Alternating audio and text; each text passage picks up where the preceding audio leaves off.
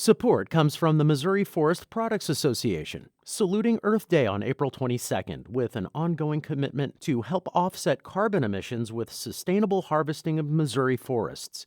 Details at choosewood.com. It's Monday, February 21st. This is The Gateway. I'm Wayne Pratt.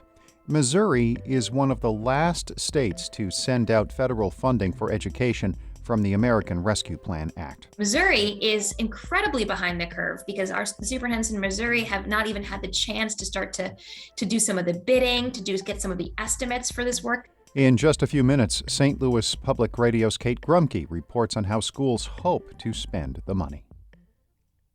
Former U.S. Senator Jack Danforth is seeking an independent candidate to run for Missouri's open Senate seat. The Missouri Independent reports he wants a centrist Republican to seek the spot being vacated by outgoing Senator Roy Blunt. Danforth says the person would have a high profile among Missouri residents who want to bridge the divisions which dominate government. His efforts already include a polling firm and a political group to determine if the state is ready for an alternative candidate in this year's election. Filing for the Senate seat's August primary begins tomorrow. One member of the Missouri House Budget Committee says the process to determine how to spend billions in coronavirus relief money should be further along. St. Louis Public Radio's Sarah Kellogg reports. In August, Missouri received half of its money from the Federal American Rescue Plan Act. That amount alone was just over $1.3 billion. However, months after receiving at least part of Missouri's funding, lawmakers have waited until the general session to finalize how they want the state to spend that money.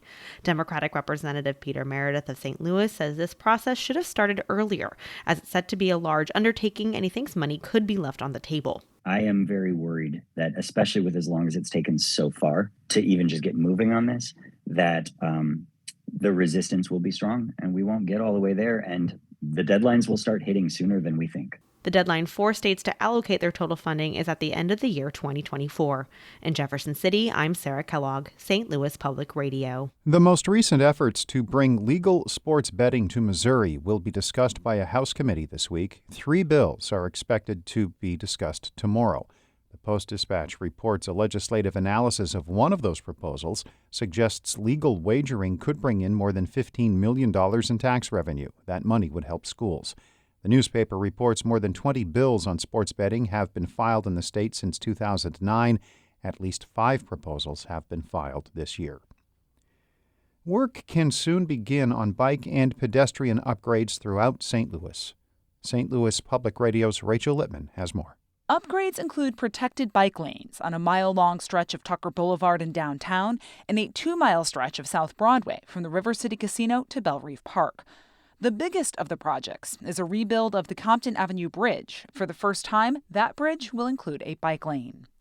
Alderwoman Christine Ingracia says the projects show a commitment from the city to make non-motorized travel safer. If you're utilizing a wheelchair, a walker, a bicycle, this is a big move forward. A unanimous vote by the alderman on Friday lets the city issue contracts for the projects, which total more than $22 million. Funding comes from federal grants and local matching dollars. I'm Rachel Littman, St. Louis Public Radio.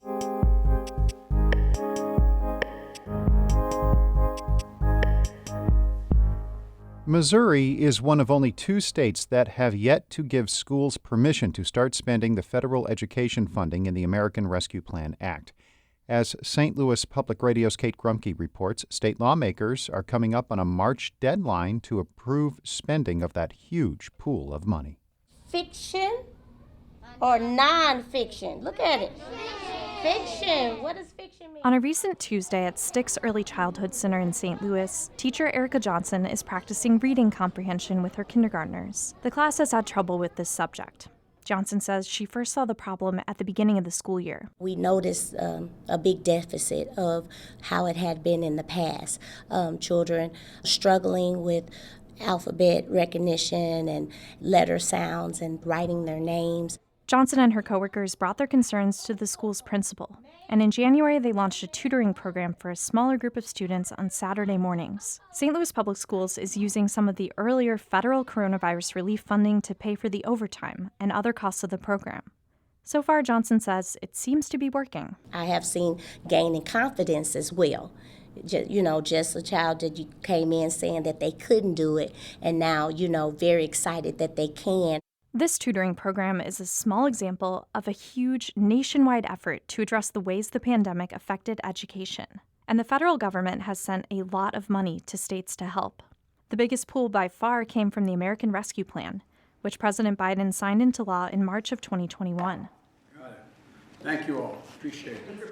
But almost a year later, Missouri lawmakers still haven't given school districts and education agencies permission to start spending. Missouri is one of the last states in this situation. It has $1.9 billion that it can't yet give out, 90% of which will go directly to school districts and charter schools. In plans submitted to Missouri's Department of Education, schools said they hope to target things like mental health support for students and furniture that allows for social distancing. But a large portion is required to go toward direct efforts to address learning loss, like the one Erica Johnson is working on.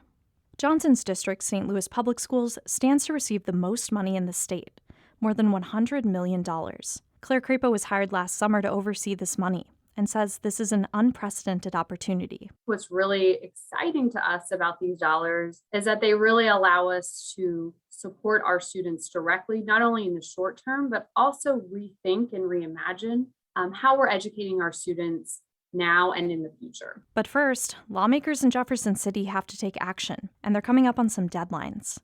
The legislature has to appropriate this funding by the end of next month, and districts will have about 2.5 years to spend it, says Sasha Podolsky, Director of Advocacy for the School Superintendents Association, which is a national organization. Missouri is incredibly behind the curve because our superintendents in Missouri have not even had the chance to start to do some of the bidding, get some of the estimates for this work, since they don't have the money in hand yet. They can't create contracts.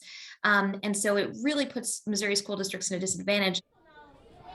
Back in the classroom, Johnson can point to other ways she's seen federal funding flowing to schools. Her students store new iPads in plastic bins at the back of the classroom. They were paid for by the first and smallest round of federal funding. But overall, Johnson still feels worried about the state of education. My kindergartners in the past, before pre-pandemic, were much further along than where they are now. The good thing about it is, when you build a good relationship with the parents, you don't have to necessarily sugarcoat it. This has no reflection of you as a parent. It's just because of the pandemic. Both Missouri's House and Senate have passed versions of the necessary legislation to appropriate this money, but they have to make sure the bills match before sending them to the governor to sign. I'm Kate Grumke, St. Louis Public Radio. Our Jonathan Ahl edited that report. Shula Newman is the executive editor of St. Louis Public Radio, a listener-supported service of the University of Missouri-St. Louis. Music by Ryan McNeely of Adult Fur. I'm Wayne Pratt. This has been The Gateway.